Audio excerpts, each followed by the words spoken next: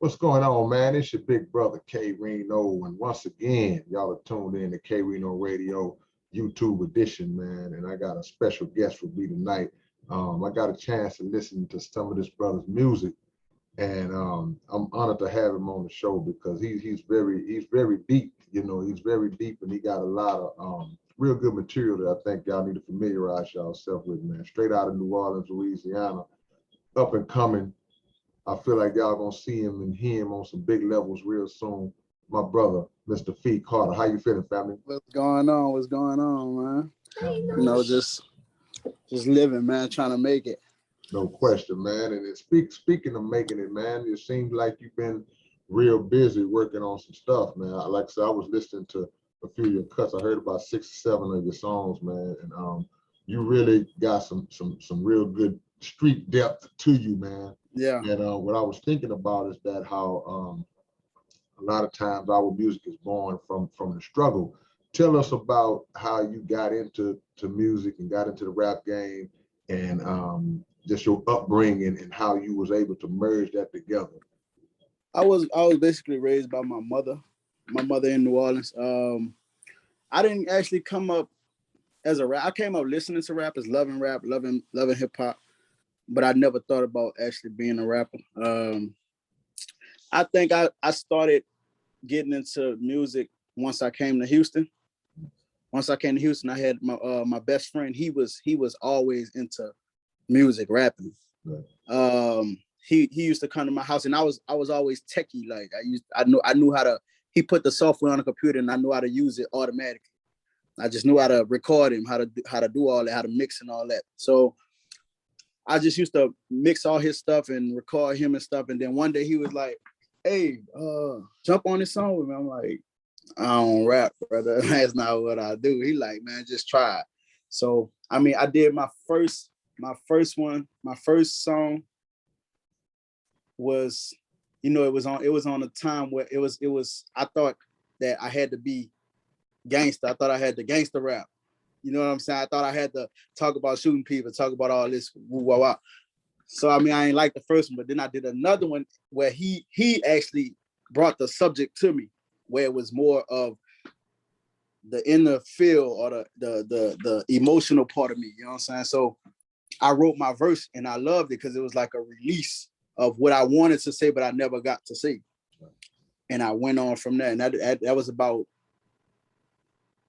13, 14 years ago. Yeah.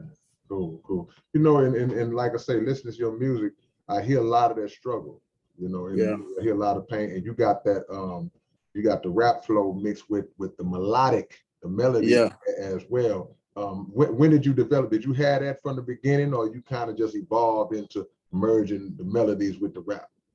I merged the melodies with the rap.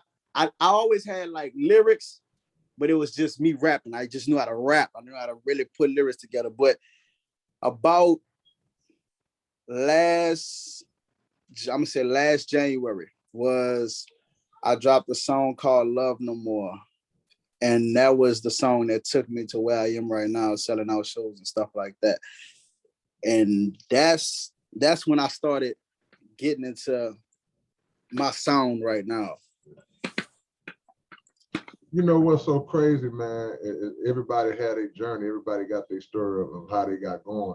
But what was your life like coming up? Because like I say, I hear the struggle in your music. Was that just part of how your life was, or you kind of just incorporated it based on the things you've seen? Or because the reason why I'm asking that is that people can't really rap like that, right, authentic as yours sounds, if they haven't experienced it on some level. So right. did you pull a lot of, man, this is what I came up in, and then just add that to your music as well? Most of the time it's my story, but then it's like the way I am, if I'm around you and I'm a true friend. So like when I'm around my friends, like I know their situation, I know what they're going through. I know I can feel it, and it's gonna affect me, and I'm gonna write about it. I don't have no choice. My brain just works like that. But coming up, my mama was single. She got married, but I mean, I'm not gonna say we struggled because she always had like a career-based job. Like she'd been on her job a really long time. I basically had everything, but I was the kid that chose the other side. I didn't have to struggle. I chose the struggle. You know what I'm saying? Like my mom was willing to give me everything I wanted, but I'm still running the streets for no reason at all. You know what I'm saying? Not very many people admit that they had no reason to even run the streets, but that's just what it was. And all those things that I came encounter with when I started rapping, now I have a way to express that. Now I have a way to put that out there. And I used to think that I was the only one going through it, but when I started rapping and everybody started relating to it, it was just like, damn. Yeah. And that's the thing. Like I say, people can tell when it's authentic, bro. And then say, I can listen to your music and I can tell it's authentic. And what I also was impressed with is how you were able to relay the message of what you're talking about, but still incorporate the wordplay. You still still got the lyricism mixed in with the reality of the concept. So that was dope as well. And when you were talking about how, you know, you really take pride as a rapper, that's what clicked in my head. How long have you been in the rap game? How long have you been doing it? I've been rapping for about 13, 14 years, but that was the time, the 13, 14 years was the time where I was being stubborn and not taking the advice of what the people who was over me telling me, like, invest in myself. I wasn't investing in myself. I was still going by a little microphone, recording in the closet, and in my head I was doing something, but to the public ear, my quality was terrible. You know what I'm saying? So if your quality not right, their ears instantly turn off most of the time. If you got to be a bad boy to break through the quality part of it and catch some attention. You know what I'm saying? So seriously, really consistently, about going on 2 years now.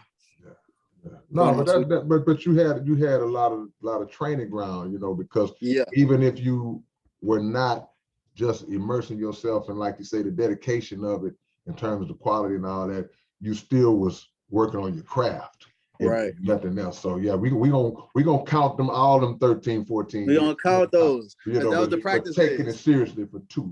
Yeah, that's strong, man. What about the business side?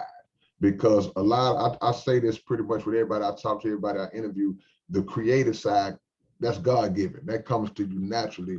How have things been for you from the business standpoint, and have you experienced an evolution in terms of learning that side of the game as well?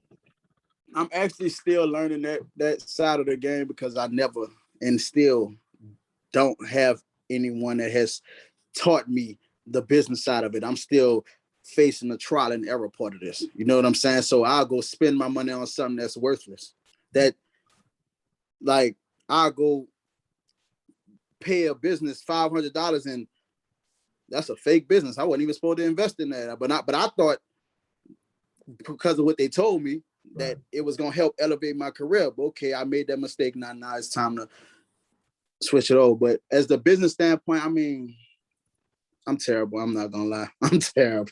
Well, let me say this. I appreciate your honesty. You know what I'm saying? Because, you know, there are so many artists that they come into the game, they just want to shine and they just want the glory. And even if their business hand is not strong as it need to be, they act like it is. They portray themselves like it is. So I appreciate the honesty, bro. And, you know, and I would be more than willing to any tips I can give you to help you take some shortcuts, you know, because we all took our lumps in this. Took the long road. Yeah, you know, you took a lot of lumps and it happens, man. But at the end of the day, it's never too late to tighten that up, because so many people don't reap the benefits of their gift. You know, somebody else reaps the benefits of their gift. Right. Yeah, so, you know, basically, bro, all you got to learn is a few basic principles. It's not rocket science. And when you get those basic principles, man, you off and running, man. We got Feet Carter with us today, man, and this brother is really just familiarizing himself with us. And trust me, he has some really, really, really good music. Let's move on and shift gears. You know, we talk about different styles of rap. How would you, what would label would you describe if somebody said, man, what kind of rap are you, man? You know, what would you say to them if they asked you that question? Some people like to label me as a New Orleans artist. I don't specifically. I like to say I'm a Houston artist. Because this is where I started at. This is who embraced me, who embraced my music, who blew me up to where I am now. Yeah. You know what I'm saying? So I could never take the credit away from the city. Hold on. Yeah. But my style of rap, I would say it's sort of pain music, but not really pain. Yeah, pain music. I'm gonna say pain music because I put a lot of, like, when I'm in the studio, it's a different vibe with me. I look for particular beats that's gonna help me sing my soul on it. You know what I'm saying? I don't want a club beat. I can't do nothing with that. Right. It don't fit right with my soul. So I look for certain type of beats that's gonna help me like express my point that I'm trying to get across. And most of the time, my music is always where I'm at in life at that moment. It's most of the time it's exactly where I'm at in life. If I'm in love, I'm making love related music. If I'm heartbroken, I'm making heartbroken music. If I'm going through my rent not paid and I'm trying to figure it out, right, it's gonna be in my verse somewhere. And I can't help but rap about it. And people tell me I'm almost too personal with my music, but I really can't help it. It's like a diary for me. Well, I'm gonna tell you why that's a good thing, because everything you mentioned love, you mentioned heartbreak, you mentioned pain, you mentioned financial struggles. That's what the majority of the people are going through. The majority of the people ain't balling and throwing money in the air and driving Teslas and all that. So you're gonna be more relatable to the masses based on the fact that you are speaking to their reality. To them. You know what I'm saying? So that's a good thing. But you know, I think about when you say pain music and all that, it's like people hear the word conscious music, right?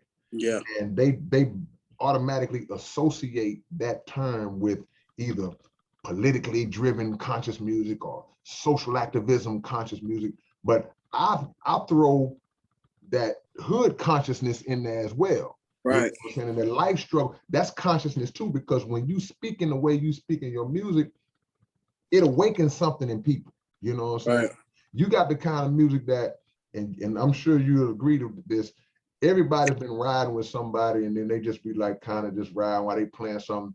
And then the person that's riding, they listen to what the person that's driving is playing, they kind of go, they say, hey man, what's that you listening to? Right. You know right. So that's an awakening, you know. Right. So that's what I get when I hear the songs that I've heard from you, bro. So I feel like you on the right path.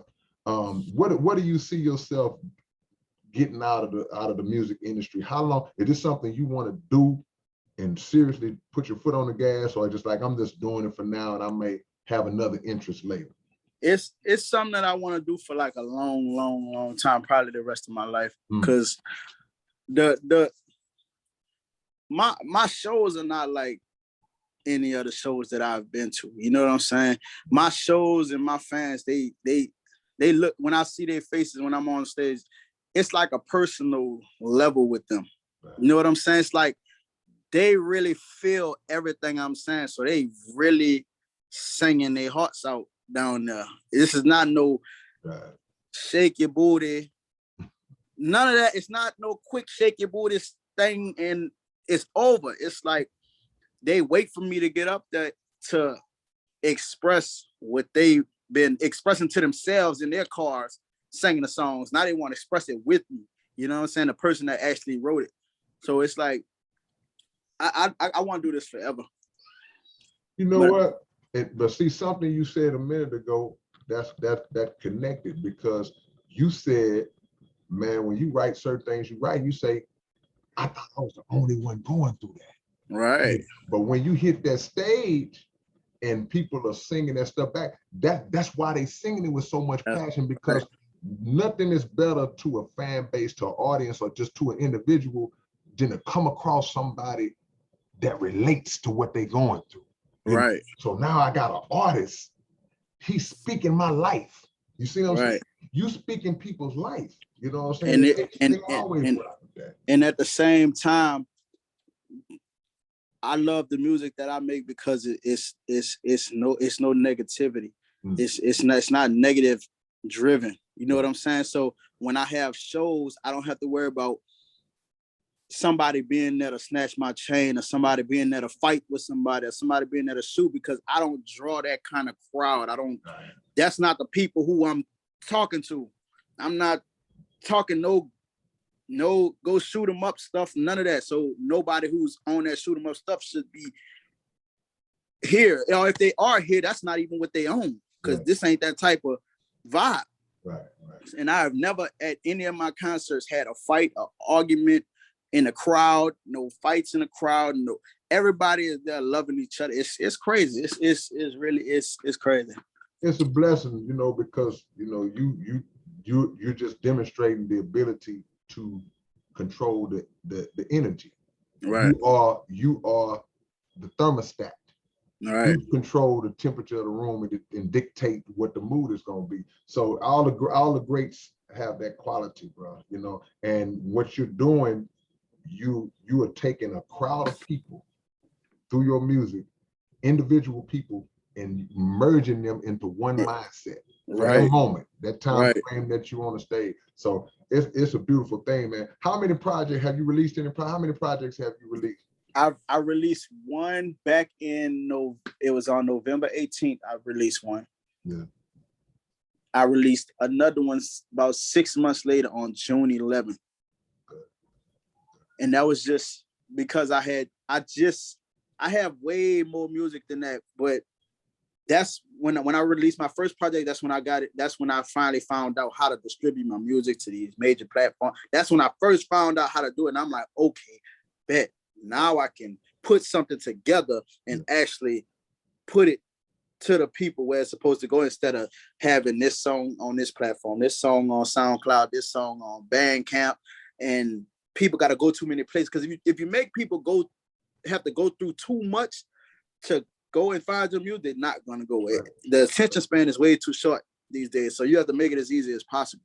So, and I go through so much. I keep rapping. I just keep rapping. I keep rapping, and songs are just piling up. And I be so excited about the songs, I can't hold them. Right. That's right. Like my manager get mad with me all the time because I leak so much music, because I can't hold it. Somebody have to hear it. Somebody got to hear what I just came up with. I can't hold it. No matter if I'm putting it on Instagram or whatever is going on, somebody has to hear it. Like that's how excited I've been. I tell other artists that look up to me.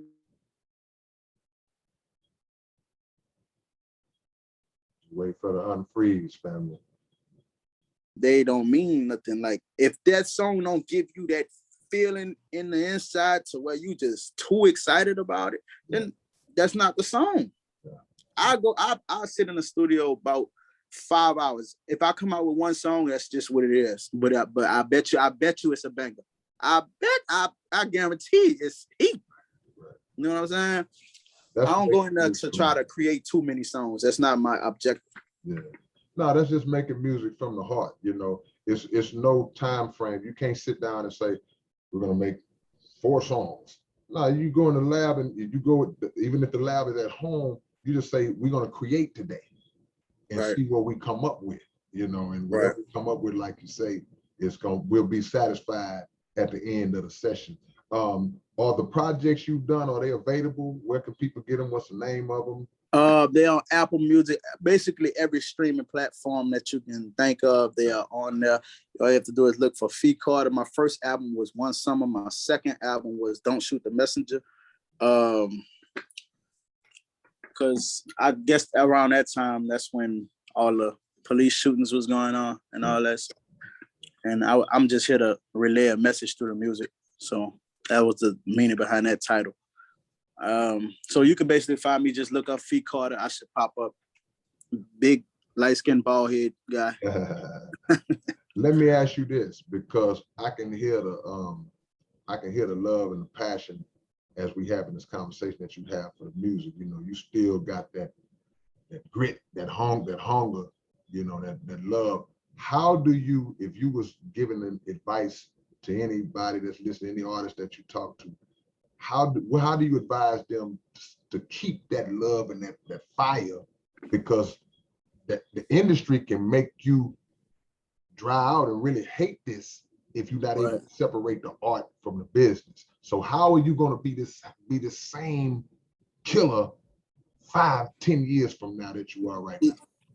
I feel like you got to do it. You got to rap. Well, you got to make music because you love to make music, not because somebody paying you to make music or somebody paying you to be at this club. Or when you start worrying about this amount of money, you're gonna stop rapping. You're gonna stop rapping because they're not paying you. You're not gonna perform at that club because they're not paying you. All right, this club don't want to pay you. This club don't want to pay you. So now you're not rapping at all. So you're not really doing what you love to do. You worrying about the money part of it. Like my manager get mad a lot because I'll be in the club. Like, okay, we charge for a show, but if I'm in a club and the song come on and the crowd looking right, give me the mic. Give me the mic. I'm finna make them feel me. Yeah. You know what I'm saying? He like, no, they have to pay you for that. I'm like, all right. I felt it in my bones. I'm up there. Yeah. He telling you right, you know, it's see, you still got that love and that passion, you know, but you know, you gotta just walk that balance, because it is times where you do say as an artist, I'm gonna go and bless them tonight because I'm feeling good, you know. But you don't want to leave too much bread on the table, you know, because those things accumulate. Let me add it in a different way to you now. Just suppose once you reach the level where you have made a lot of money, you have reached a certain status in the game, how do you prevent yourself from relaxing and getting comfortable now? Because now I'm good on the financial level. How do you keep that relatability when you're not struggling no more through your music? I don't know, because I'm still struggling. I'm still struggling, so I can't even answer. I'm still struggling, so I still got the struggle in me. So I haven't reached that point to where, because like I told you, wherever I'm at in life, that's how my music comes out. So I want to say I want to reach the level, but I don't want to reach the level to where I'm living so luxurious. That's all I'm rapping about. Yeah. That's all I'm rapping about. Like, so I'm probably have to find, but like I said, my music also comes from my friends, people I see. If I see this woman going through something, it's locked in my mind. I'm gonna start rapping about it. Right. So all I gotta probably do is take a walk through the hood. And I have a whole song ready when I'm done. Right. Staying connected is very important, man. Feet Carter is with us, man. I got a couple more before I let you go. What are you doing currently to get your music out there, for your marketing and promotion, and to get the exposure you need? What are you and your manager doing to let the world know that you exist? Our whole marketing strategy was really based on word of mouth. Yeah. It spread so fast, word of mouth, because the relatable content. You know what I'm saying? It's so relatable to where, like when I dropped my first album back in November, I didn't expect it to do what it did. I put it up and I had about 50,000 streams in 30 minutes. Wow. And I'm like, whoa. I went to sleep because it was too much. I went to sleep. I woke up to like 400 mentions on Instagram. Wow. I'm like, whoa. Yeah. You know what I'm saying? So that word of mouth and that relatability, that's my only marketing strategy. I don't have no kind of gimmick. I don't know how to do no gimmick. I don't know how to I don't know how to do that because I feel like gimmicks are like fake. So gimmicks. Yeah. Yeah, they gimmicks. Like I'm too real. Yeah. I'm too real, and I feel like I can't give a false narrative to nobody. Yeah. So yeah, let your people handle that, because it is a difference between a gimmick and a strategy and a plan. Right. So right. yeah, because you won't when you have the kind of content that you got, you want everybody, as many people, you want it to reach as far as it can reach. So yeah, that's a beautiful thing, man. Yeah, and I'm still connecting with people and trying to, because like I told you, I'm still learning. I'm still in the trial and error stage, so I'm still connecting with people, learning more marketing strategies, and because that's not my strong. That's not what I rap. Yeah, I just have a gift to speak. Yeah. The other part of it, that's somebody else's gift. So you have to. God put all these people on earth to do certain things. So if you are a marketing person, like that's the gift he gave you, how to spread something, come here. That's right. That's what that's what we gonna use you for. That's what we gonna pay you to do. If your thing is you know how to dress real good, God gave you the skills to. I can't dress. We gonna get that. We gonna get that out the way. I can't dress. So if you know how to dress real good, God gave you the gift to dress. So come dress me. Right. You know what I'm saying? So I'm just basically making all the connections, trying to see who knows how to do what and who knows the shortcuts, because I done took the long road already. That's 13 years ago. The longest road of my life. Yeah. It's time to. It's team building. You say, okay, what we got? Okay, you the scorer. Oh man, we need a rebounder. Okay, right. We need a 3-point shooter. And you put your pieces together and you build your team, man. Build your team. Let everybody know where they can find you on social media and all your social media. All my social medias is gonna be at One Fee Carter, the number one Fee Carter, FEE Carter. Facebook Fee Carter. It's gonna pop up. Gotcha. So everything is One Fee Carter. I try to make everything the same so it doesn't have to be too complicated to find me. None of that. But is there anything else you want to let the people know before we go? Anything you got on your mind you want to relate to the world? Let them know, man. I want everybody to just be themselves and don't be afraid to be yourself. Don't, because I could have easily been a gangster rapper, shoot 'em up rapper, street gun 'em down rapper. Like, just be you. There's a million people that love the music that you're gonna come out with. You know what I'm saying? You don't have to make the music that NBA Youngboy make. You don't have. They got a million people out there, a big audience that's gonna love exactly what you do. Thanks. You know what I'm saying? So just be you and do you. Man. That's how I did mine. Brother, I really appreciate you, man. It was really, really great and really educational and enlightening talking to you and learning your story, fam. And we praying and wishing the best for you.